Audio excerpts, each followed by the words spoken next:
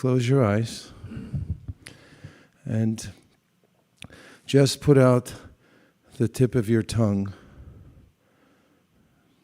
through your lips. And that's pointing in the direction where you're going to go. It's the pointer you have in your body. And whichever way the tongue goes, however you use your tongue, that's where you're going to go. Okay, you can put your tongue back in.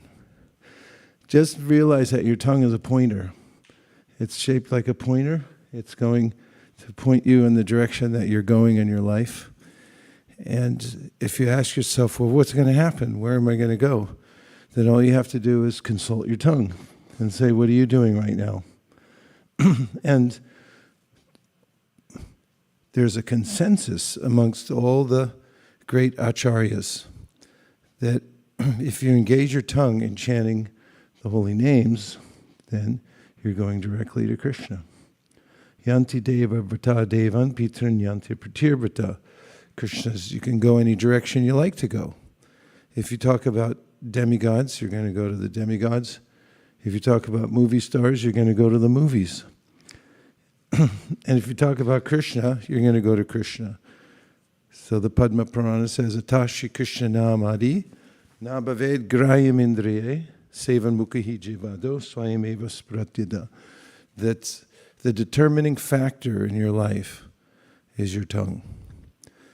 And this makes it simple. You can keep coming back again and again to the tongue, and remember it's pointing you in the direction that you're going to go. So make sure you point it towards Krishna. And if you want to go faster, does anybody want to go faster to their destination? Then chant more. Because the admonition isn't just chant 16 rounds. It's Kirtaniya Sadahari, chant constantly. When Chaitanya Mahaprabhu and Ballavacharya approached Chaitanya Mahaprabhu, and Mahaprabhu, in a half-joking way with him, said, oh, don't associate with this Rupa Goswami, because he had associated with the Muslims. You shouldn't come near him. Because he sensed in Ballavacharya an identification with caste and so forth, that he may be judging. And then Ballavacharya said, no. And he quoted a verse because he saw Rupa Goswami's lips moving and he could see that he was chanting the holy names. And he said, Ho batashva pachato garyanya jiva gre vartate namatubhyam te pusta paste juhuvusasna arya brahmana trunarma grananti ete. So the Shastra, Bhagavat says, when you're chanting the holy name of the Lord, then Krishna is directly in your life. You're considered to be the most exalted of all personalities. So in all circumstances, however we feel oppressed by the condition of our life, the modes of nature, there's one recommended way to rise above it. And to go in the direction that we want to go is to chant the holy names of the Lord. Hare Krishna. Any comments? All right, let's just chant then.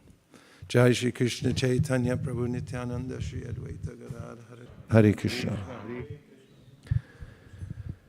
What role does your mood play in your relationships? Have you noticed that your mood affects your relationships in any way? And if so, how? What role does your mood have? Do you understand the question? In any of your relationships, what role does your mood have? Is it too abstract? Yes, Maharaj. I generally see that the mood, like how we started with the tongue, when my mood is not good, the tongue has its own way to... No, I'm talking about in your relationships, in your life. How does your mood affect your relationships? Yes, yes, Maharaj. So the tongue, the same relationship the tongue uses in another way when my mood is good, and when the mood is bad, then the same tongue uses No, I'm talking about your relationships. You have a lot of relationships, right? Right. How does your mood affect? Yeah, it definitely affects if How? like I can We want specifics. specifics, like sometimes it can get into arguments unnecessarily. If my mood is not good, then so for trivial thing that should not be there. For Okay. trivial things it can be. Hari Murali's going to get even more specific. He feels vulnerable today. So I I have find an that answer. Go ahead, Hari Murali, and then whoever said that is next. That's Subhadra. I should be able to see it with my new glasses. I find that the mood that I carry affects the relationships I have. So if I'm not in the proper consciousness, or for example anger or envy, then no matter how kind or good the other person is, that'll bleed into the relationship. So it's sort of like the power of association, right? The energy that you have will transfer to somebody else and vice versa. Okay, Subhadra, give us a specific. One day I was talking to... It affects what I talk about with the person. Which person? It affects what I talk about with the person. A person or is a particular person?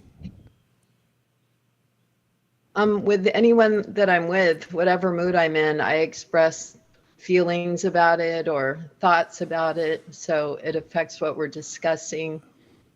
Like it's just what I talk to the person about. If you know more, somebody please say more. Like, yes, specifics. I was talking to such and such.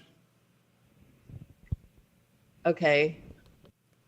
I was talking to Jonavi last night about what we were doing. And we were in Waikiki doing book distribution at the fireworks show.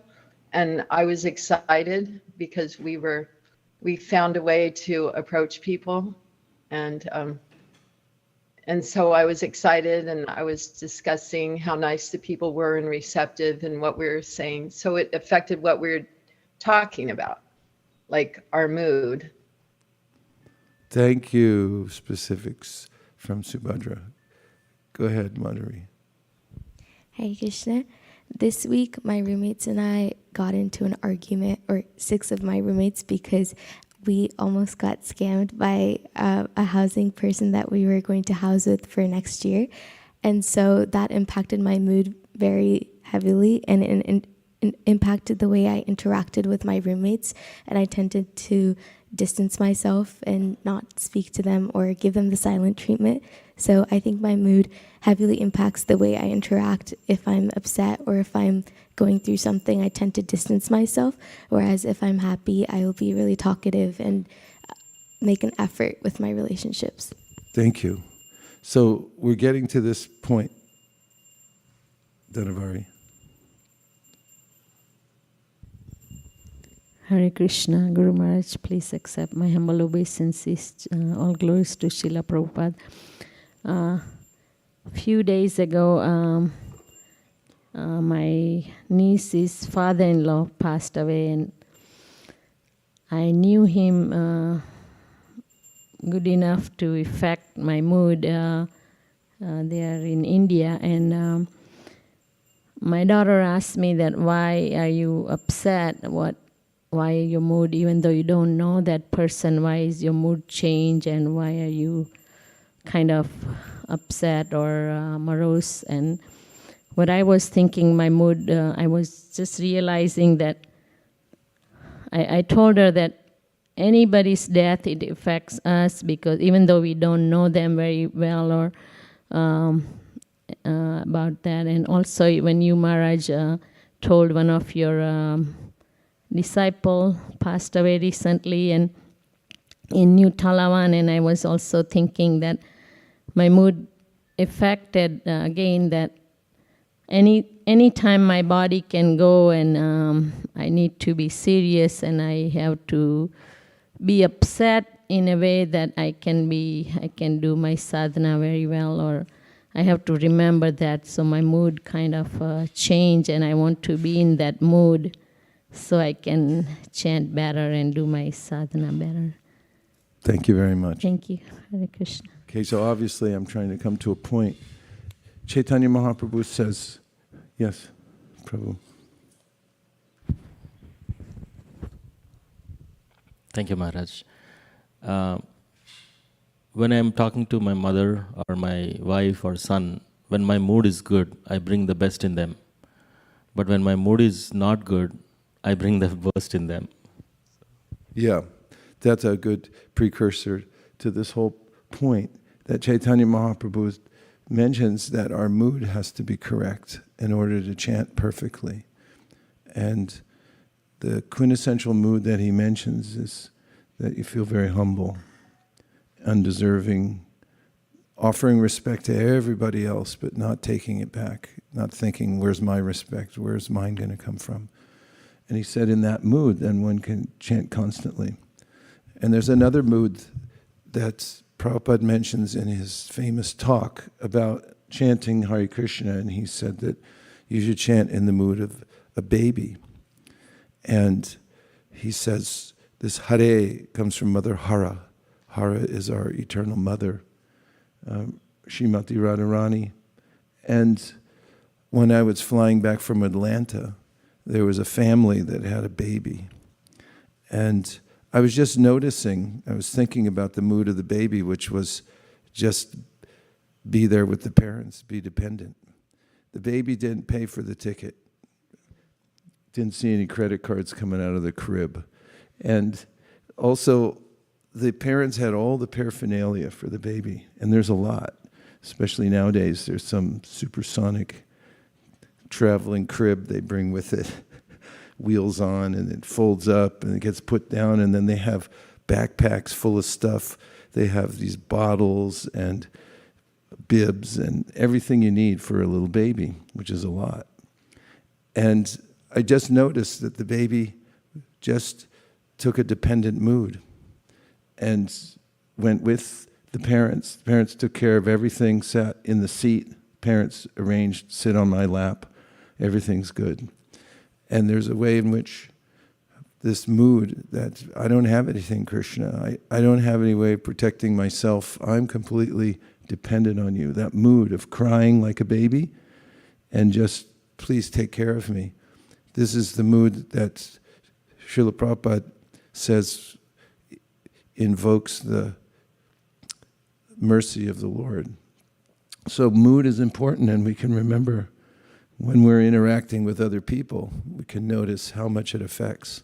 Because if somebody tells you something, your spouse, that, oh, look at this happen, and if you answer in the wrong mood, then it's like, what's wrong? What?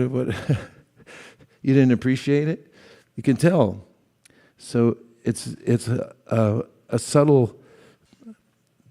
subtlety that is extremely important, is to adjust one's mood in approaching Krishna in the holy name and feeling helpless, and also feeling oneself lower than the straw on the street. Because then, kirtaniya sadahare, so we can become a baby and become fully dependent on Krishna. We could chant a few more minutes, and then we get ready for greeting the deities. Thank you very much for joining. Make japa great again. Vanchakalptaruscha.